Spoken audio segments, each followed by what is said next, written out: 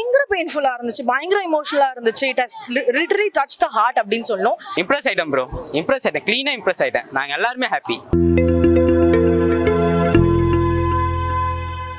இது வந்துட்டு sports base movie, ஓகேங்களா? இதுல பாத்தீங்கன்னா வந்துட்டு ஒரு real face of sports in our country எப்படி இருக்குன்னு சொல்லிட்டு அப்பட்டமா காட்டியிருக்காங்கன்னு சொல்லலாம். பிகாஸ் நீங்க பாத்தீங்கன்னா படம்லாம் வந்துட்டு கமர்ஷியலா அந்த மாதிரி இல்லாம நான் எக்ஸ்பெக்ட் பண்ணது அதுதான். பட் ஆனா பார்க்க போனா வந்துட்டு ஒரு ஃபர்ஸ்ட் ஹாஃப் செகண்ட் ஹாஃப்லாம் ஃபர்ஸ்ட் ஹாஃப் முடிஞ்சதுக்கு அப்புறமே தெரிஞ்சிச்சு இது என்ன மாதிரியான படம் அப்படின்னு சொல்லிட்டு. ரொம்ப ரொம்ப ரொம்ப ரொம்ப ரியலிஸ்டிக்கா நடிச்சிருந்தாங்க எல்லாருமே. இந்த என்டையர் காஸ்ட் அண்ட் க்ரூ பாத்தீங்கன்னா வந்துட்டு பயங்கரமா பெர்ஃபார்ம் பண்ணிருக்காங்க. நடிச்சிருக்காங்கன்னு சொல்லவே முடியாது, நிஜமா அவங்க வாழ்ந்திருக்காங்கன்னு சொல்லலாம் அந்த கேரக்டரா. இல்லைன்னா இவ்வளவு நல்லா பெர்ஃபார்மன்ஸ் கொடுக்க சான்ஸ் இல்ல. இந்தியாவில் நடந்த காமன்வெல்த் ஊழலை பத்தி சொல்லியிருக்காருன்னா 2010 டெல்லி காமன்வெல்த் நடந்துச்சுங்க. ஸோ அந்த காமன்வெல்த்துக்கு போகக்கூடிய ஒரு பர்சன்ஸ் பண்ண ஸ்ட்ரகிள்ஸ் பத்தி பேசியிருக்காங்க நாங்கள் நினைக்கிறோம். நான் ஒரு அத்லெட், நான் என்னென்ன ப்ராப்ளம்ஸ்லாம் ஃபேஸ் பண்ணிட்டு வரோன்னு தெளிவாக காமிச்சிருக்காங்க. படம் செகண்ட் ஹாஃப் மிரட்டி விட்டுருக்காங்க. எல்லா ஸ்போர்ட்ஸ் மேனும் சரி, ஆஸ் அ ஸ்போர்ட்ஸ் பர்சன் எந்த கேம்ல வேணா இருங்க, படத்தை வந்து பாருங்க. படம் வேற லெவல் அருமையா இருக்கு. செகண்ட் ஹாஃப் மிரட்டி விட்டுட்டாங்க. படம் இந்த மாதிரி இருக்கும்னு எக்ஸ்பெக்ட் பண்ணவே இல்லை. உண்மையா உண்மை அப்படி போட்டு சொல்லியிருக்கிறாங்க. எந்த படத்துலயும் நான் இப்படி பார்க்கல. அந்த ஒரு ஸ்போர்ட்ஸ்ல என்னென்ன நடக்குதோ எல்லாத்தையும் சொல்லியிருக்கிறாங்க. கிளீனா டெலிவரி பண்ணிருக்காங்க படத்துல.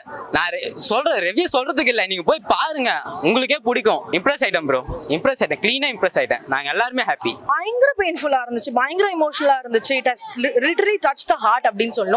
அண்ட் அந்த 2.5 hours நினைக்கிற படம் தெரியல, பட் ஆனா அந்த டைம் போனதே தெரியல எங்களுக்கு. we connected with the characters so much that we could feel the emotions within us. அந்த மாதிரி இருந்துச்சு.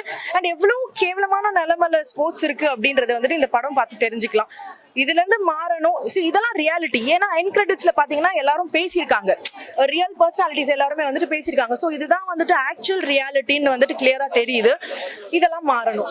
Like I'm totally in love with the movie. இன்னொரு வாட்டி நான் போய் தனியா பார்ப்பேன், கண்டிப்பா என் ஃபேமிலியோட கூட பார்ப்பேன். I would definitely recommend, please go and watch. தியேட்டர்ல இருந்தவங்க எல்லாரோட மனசுலயுமே இந்த மூவி வந்து ரொம்ப ஸ்ட்ராங்கா ரீச் ஆயிருக்கும். நானும் ஸ்போர்ட்ஸ் பார்த்து என்னோட டாட்டர் ஸ்போர்ட்ஸ்ல போட்டு, என்னோட டாட்டரும் ஒரு ஆத்லீட். ஃபர்ஸ்ட் பார்க்கும் போது நான் வேற மைண்ட் செட்ல வந்து குழந்தைக்கு எதனா மோட்டிவேஷனா இருக்கும் அப்படின்ற மைண்ட் செட்ல வந்து நான் இது பார்க்கும் போது ஏதோ ஒரு இடத்துல வலிக்குது மனசு. ஐயோ, ஒரு ஆத்லெட்ன்றது வந்து பிசிக்கலா அவங்க ஸ்ட்ராங்கா இருந்தா மட்டும் போதாது, மென்டலாவும் அவங்க ரொம்ப ஸ்ட்ராங்கா இருக்கணும்.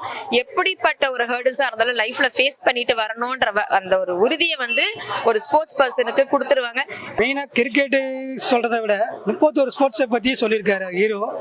அந்த 31 ஸ்போர்ட்ஸுக்கு நம்ம இருக்கிற கவர்மெண்ட் வந்து கரெக்டாக ப்ராப்பராக யாருக்கு போய் சேரணும் கரெக்டாக சேர்ந்துச்சுன்னா நல்லாயிருக்கும். படமாக பார்க்குறத விட ஒரு உணர்ச்சிகரமாக இருந்தது ஒரு படம். இந்த படம் பேசிக்கலா பாத்தீங்கன்னா அத்லீட்ஸ் பத்தி தான் பேசியிருக்காங்க. பேசிக் டாபிக்னு ஒன்று இருக்குல்ல, அத்லீட் பத்தி தான் பேசியிருக்காங்க. பட் ஆனா வந்துட்டு பாத்தீங்கன்னா ஸ்போர்ட்ஸே டோட்டலாவே இந்த சிச்சுவேஷன்ல தான் இருக்கு அப்படின்றது கிளியரா தெரியுது. ஸ்போர்ட்ஸ் பர்சன் வாங்க, அவங்க ஃபேமிலி பர்சன் வாங்க, வந்து பாருங்க. ஏன்னா இந்த மாதிரியான அவேர்னஸ் வரணும் அப்படின்னா யாரோ ஒரு விஷயத்த சொல்லணும்ல. யாராவது சொன்னதான் தெரியும், அது வரைக்கும் யாருக்குமே தெரியவே தெரியாது. வந்து பார்க்கும்போது சரி இப்படிலாம் ஒரு விஷயம் நடக்குதா அப்படின்னு தெரியும்ல. அதனால வாங்க, வந்து பார்த்துட்டு என்ஜாய் பண்ணுங்க. ரெண்டாவது, நீங்க என்ஜாய் பண்றதை தாண்டி மேல போறதுக்கு இந்த மாதிரியான வழிகள்லாம் இருக்குமா என்ன ஏதுன்றதுக்கான ஒரு ரியலைஸ் பண்ணக்கூடிய ஒரு விஷயமா இருக்கு படம். இதுக்கு முன்னாடி நிறைய ஸ்போர்ட்ஸ் படம் வந்திருக்கு, பட் ஆனா வேற ஒரு கதையை நோக்கி போயிடும். இது ஃபுல் அண்ட் ஃபுல் ஸ்போர்ட்ஸை நோக்கி என்ன ப்ராப்ளம்லாம் ஃபேஸ் பண்ணி வராங்க அப்படின்றத நோக்கி இருக்கு. எக்ஸ்பெக்ட் பண்ணவே இல்லை இந்த மாதிரி ஒரு இது இருக்கும் அப்படின்றத.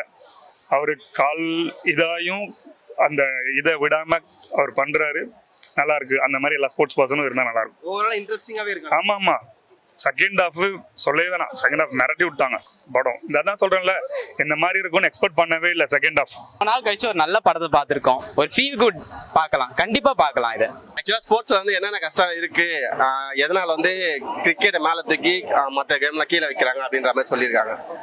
ஆக்சுவலாக ஸ்போர்ட்ஸ் படம் தான் தெரியும் அந்த கஷ்டம். ஆக்சுவலாக இது உண்மை தான். நல்லா இருக்கு. செகண்ட் ஹாஃப் சூப்பராக இருக்கு. And all together it was a very amazing movie. எல்லா ஸ்போர்ட்ஸ் பர்சனும் இந்த படத்தை பார்க்கணும். பேரண்ட்ஸ் அவங்களோட குழந்தைங்களை கூட்டிட்டு வந்து இந்த படத்தை காட்டணும்.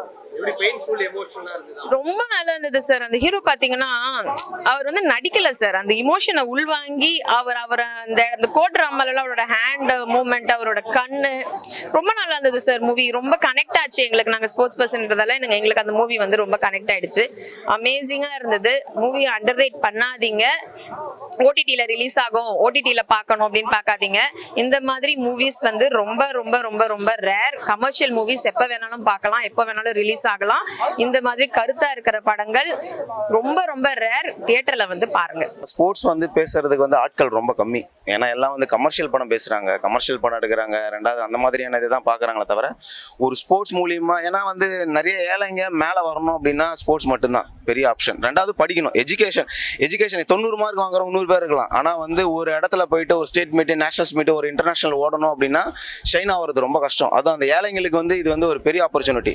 ஏன்னா ஒரு ஸ்போர்ட்ஸ் பர்சனால ஒரே ₹1 செலவு இல்லாமல் படிக்க முடியும். அவங்க வந்து வேலை வாங்குறதுக்கான ஒரு பெரிய ஆப்பர்ச்சுனிட்டி இது. ஆனால் இதுக்கான அந்த ஸ்போர்ட்ஸ் மூவி வந்து பேசுறதுக்கான ஆட்கள் இங்கே கிடையாது, ரொம்ப குறைவு. 1-2 சில ஆட்கள் தான் இருக்காங்க.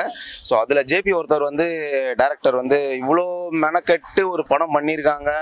அது ஒரு அந்த பெயின் அவங்களுக்குள்ள எடுத்துருக்குறாங்க. ஏன்னா இப்போ நான் கஷ்டப்பட்டிருக்கேன், நான் வலி அனுபவிச்சிருக்கேன்னா எனக்கு தான் தெரியும்.